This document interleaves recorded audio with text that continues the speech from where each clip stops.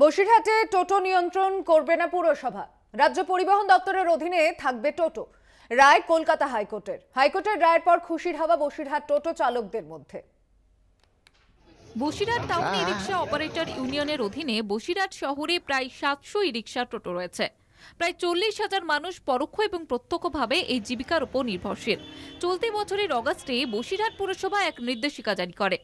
শহরকে যানজট মুক্ত করতে পুরসভার তরফে একটি গাইডলাইন দেওয়া হয়। টোটো চালকদের জন্য কিউআর কোড ব্যবহারের পরিকল্পনা নেয় পুরসভা। যাদের সমস্যায় পড়েন বসিরহাটের টোটো চালকরা।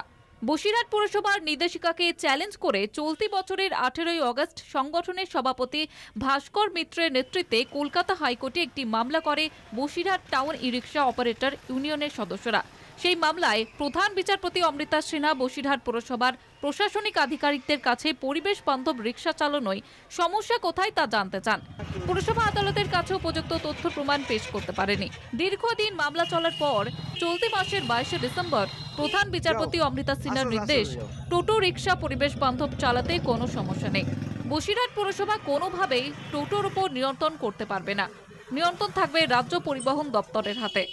ছেলেরা টোটো চালিয়ে খাই, আমাদের পরিবার যুক্তের সঙ্গে বেকার ছেলেদের কোনো কাজকর্ম নেই।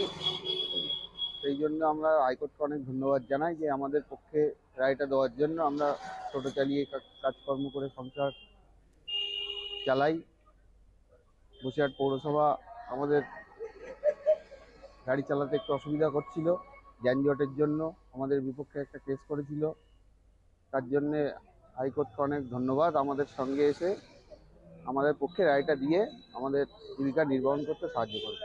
হাইকোর্টের নির্দেশ পাওয়ার পর রীতিমতো খুশি বসিরহাট শহরের টোটো চালক এবং তাদের পরিবারের সদস্যরা। হাইকোর্টের রায়কে স্বাগত জানিয়েছেন তারা। বসিরহাট থেকে সঞ্জিত চক্রবর্তী রিপোর্ট, কলকাতা টিভি।